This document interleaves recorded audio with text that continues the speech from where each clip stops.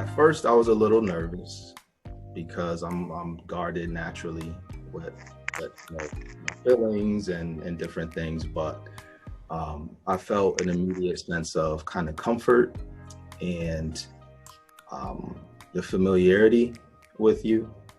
I think that you have a really good nature about you in terms of how you approach things and the perspective that you share. So I felt my guard coming down as we started talking and unpacking things and going layer by layer. So by the mid conversation, I felt like really open. I didn't really necessarily feel like I was holding things back, whether it was surface or a little deeper. So I felt really comfortable. I would say I think I'm more knowledgeable and educated about my north and my south node and how they're just in opposition to each other. And I think we all kind of have that innate feeling within us, that internal angst that's pulling us, but not necessarily knowing that that's a natural thing and everybody's going through it. And I know there's kind of an explanation for it. I think sometimes we all feel like we're on this journey and we're struggling by ourselves, but it's natural. You know, the yin and yang of the universe in general, there's this constant tug and pull, and it's on a small level and a larger level. And sometimes you have to like be still and get some outside perspective about what that looks like and how you can kind of navigate it, because the people in your lives that are closest to you, they're kind of subjectified, right? Because they have your best interest in mind. So they may not be telling you what you need to hear in order to kind of get to that next level or kind of deal with some of those things. Yeah, you've done some homework. Huh? A little bit. Yeah, that's good. It was good. That's good. We should be closer than friends. I enjoyed learning about like my South Node, I would say, because, you know, it's almost like that hidden part of yourself that, like I said, you kind of know it's there, but you tend to lean towards the things that are most comfortable on your dominant side. And it's almost like you're running from things. You feel like you're running towards things, but you're running from them. And when you kind of take a breath and you turn around and you start to face it, it's a little scary, it's a little challenging. Even with the homework that you had me do, like to think about the people that are closest to me, think about their strength and the things that that challenge them about me or what have you. That exercise was a lot harder than I thought it would be, because your mind puts you in a state of putting these certain people in your life on a pedestal, and you don't necessarily look at the dark side or the pros and cons of people. And then you start realizing you may be making excuses for people or even yourself. And some of the things that you don't like in people are reflections of yourself, and you're not necessarily facing those things about yourself. So you're like lashing out, whether it's subconsciously or consciously, at other people, but it's really like your internal angst with yourself, because you're trying to avoid that side of yourself. So it's a really interesting exercise with being introspective and being honest with yourself, because sometimes we think I'm keeping it real with myself and you're really not, you know. So that's been the past few weeks. I've been really conscious of that. Yeah, that's some powerful insight. Yeah, most definitely.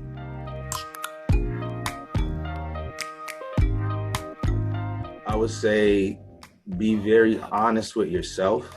Be very honest with the individual that you're trusting with, yourself and the things about you that you may be uncomfortable with. It's a journey. It's a process. You know, one session is going to enlighten you, but it's not going to get you where you need to be, because it's a process, like all things in life are. And be open-minded. I think that we get jaded by all of this outside stuff throughout our lives that block us from being able to ascend or transcend or think about things from a different perspective. There's so many things that are unexplainable in the universe, and it's right in our face, and we lie to ourselves every day about it, right? It's like we try to rationalize too many things and don't necessarily, listen to our inner voice and that energy that's really kind of talking to us. So I would say just really be open-minded and trust the process, because it's a process. Yeah, very much so. I think people just take it for granted that it's, you know, a motivational feeling and you just take it and run, but it's about breaking down those layers of who you are and just learning more and more about yourself. I think, well, two things. I think that like me, like really tapping into and embracing change and things that are on the horizon. I'm a really structured person. I'm really goal oriented, and you know, sometimes I feel like I'm attaining certain things, but it's not necessarily what I need to be pursuing. And it might be attaining things in a comfortable lane versus a lane that's a little, you know, the unknown and a little scary. So really, I've been really thinking about that and trying to kind of unpack that a little bit. And then, you know, our session when we, you know, you showed me my cards and talked about some of those other things, it was really telling, especially for the time the time and space I'm in my life. I felt like the cards were really revealing to me and affirming things that I would kind of already was feeling, but I needed some perspective to kind of solidify that. Like, oh, okay, wow, like I don't know this person, they don't know me like that, but they're talking about things that I've been struggling with and kind of battling with internally.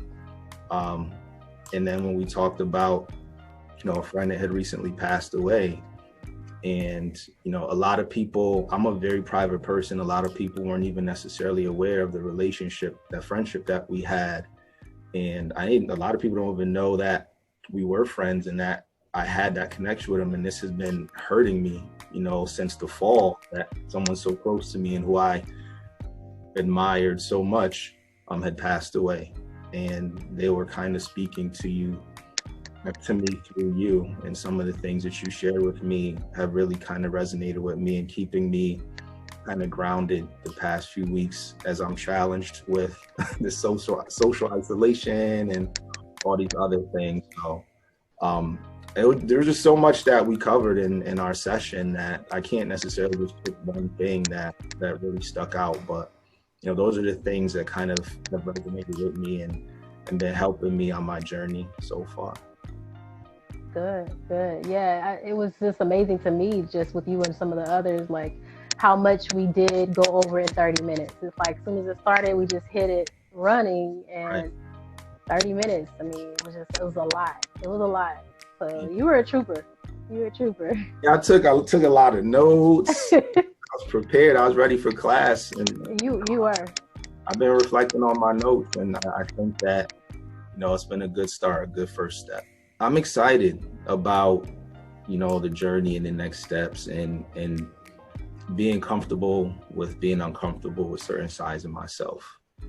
I think particularly as men, we're trained and conditioned to function in a certain way and you know, block off certain things and certain feelings, and to be receptive to that and tap into parts of yourself that you're not comfortable with or used to. It's scary, but it's exciting, because then it opens up it gives you different perspective on other things and other relationships in your life and how you can approach those as well.